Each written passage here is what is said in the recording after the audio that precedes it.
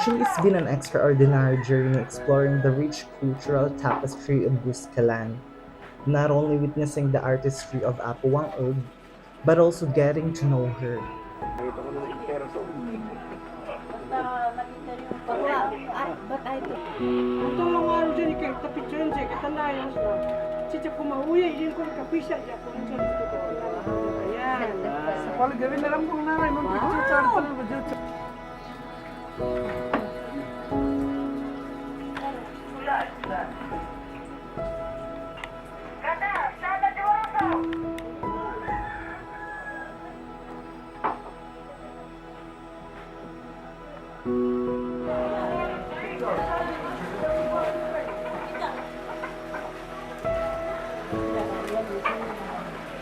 Actually, our travel was supposed to revolve around preserving and celebrating the ancient art of batok.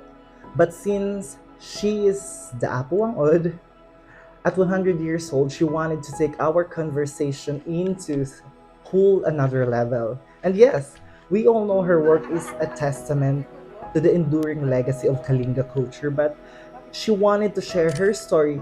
Bakit nga ba siya mahilig humawak ng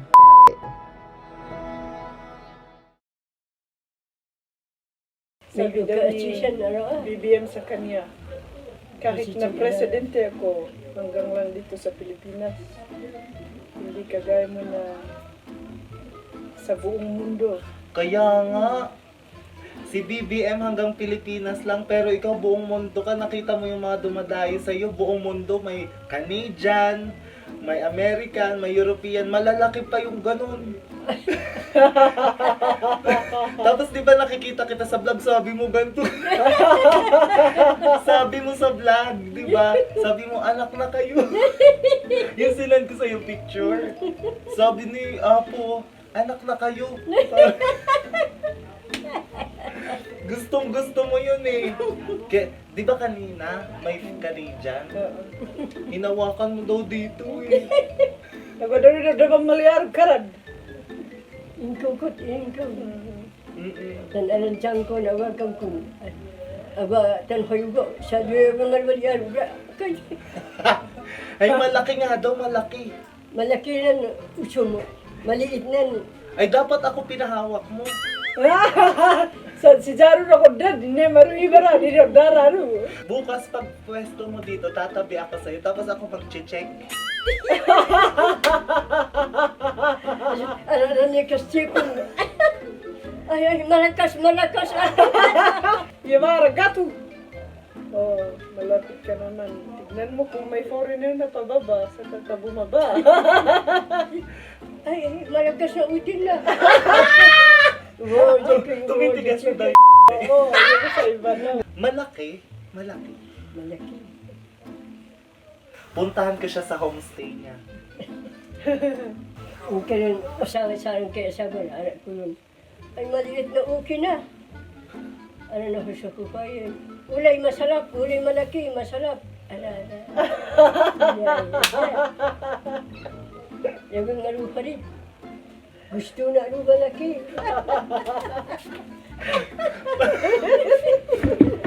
Pag ganito lang siya kaliit,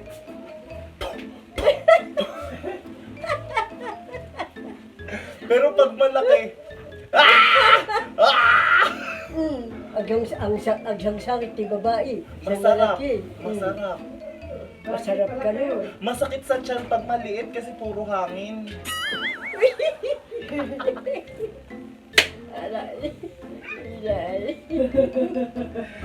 Kaya kaming mga bakla, tsaka mga ibang babae, gusto namin malaki talaga. Adiyo gigimanan okay. Di bakla. Ayaw yun okay. Di ko na naintindihan. Ayaw niyo daw ang hote. Ay, anong oten? Yung sa lalaki na. Gusto namin ng oten, ayaw namin ng Ano yun sa babae, Ate Stella? Akoy. Okay. Ayaw namin ng okoy, gusto namin otin. Ayaw na noon. Sa akin, ayaw ko na ito. Bakit? Takot ka? Ikinag na uitin, mabuti nga. Makabuti nga. No, ito. Matay kami. Matay kami. Ako gusto ko naman. Ganyan kalaki. Nung malaki, awan met nan abot nan ubod, maliit. Oo. At si Pay Ikara, natay kami. Ayaw ko na ulit. Ayaw ko na asawa. Grabe ka naman. So may hinang nila lang pala kami. So anong tawag na sa aming mga bakla? Weak. May hina. Gusto kasi talaga namin ng espada. Ang otin, espada yan.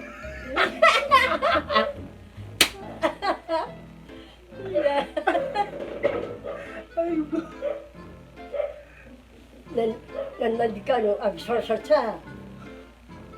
Giman sa utin, agsarsada. Mm-mm. Nakita ko ng madikano. At natibus na ito. Nakita ka sa stana. Kasi malaki. Pag sa Pinoy kasi ganito lang, ganito. Tapos ganyan. Pero pag sa Amerikano, ay! Pang kabayo! Oh. Well, Tubo! yung maliit na, okay, kastana. Mm-mm. No, iyapan ta sa loob na, Mm-mm.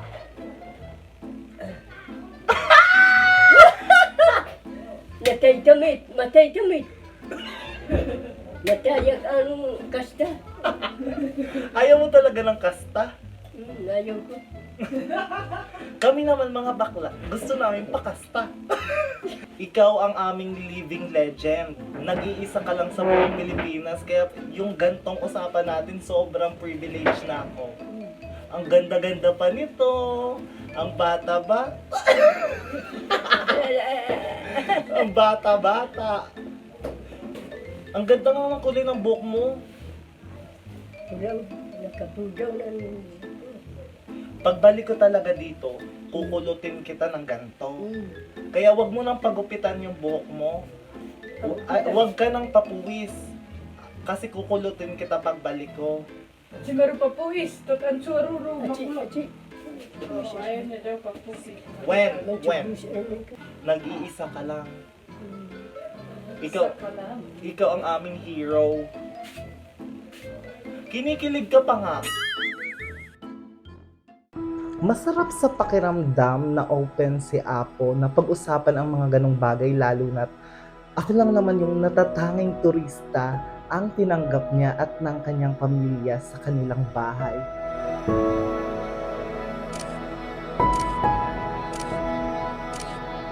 Base na rin sa aming research sa naging buhay pag-ibig ni Apo, si Ang batang lamang ang tumatak sa puso nito, ang nag-iisang lalaki na nakapagpaibig kay Apo. Bagamat hindi natuloy ang kanilang pag-iibigan dahil sa pagtutol ng kanyang mga magulang, inilaan na lang ni Apo ang kanyang pagmamahal sa tradisyon ng pagbabatok. At nakatulong nga ito para mas makapaglagana pa ang katutubong kultura ng pagbabatok na nagsimula sa Lobo Tribe. At hanggang sa tinawag na si Apo Wang-od o Maria Ogay as the last mambabatok.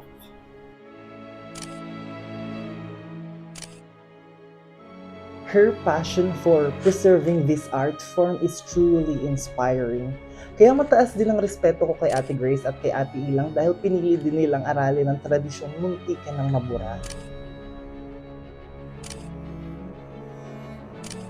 I wanted to showcase the artistry through a series of visuals, giving viewers a glimpse into a breathtaking world of Buskalan Kalinga.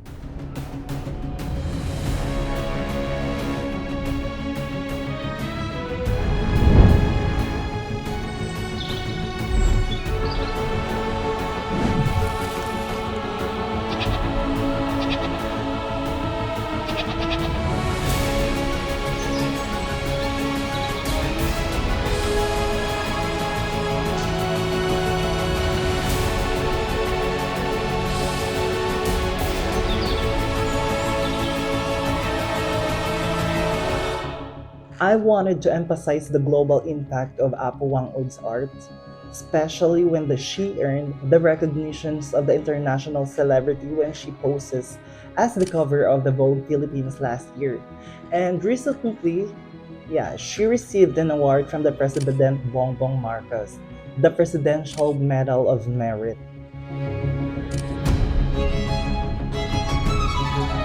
Apo Wang Ods reflects on the importance of passing down this tradition. Kaya tinanong ko rin kung ano ang mensahe niya sa mga baguhang tattoos, lalo na sa mga tumatangkilik sa MLC Tattoo Supplies. Ang gusto niya daw,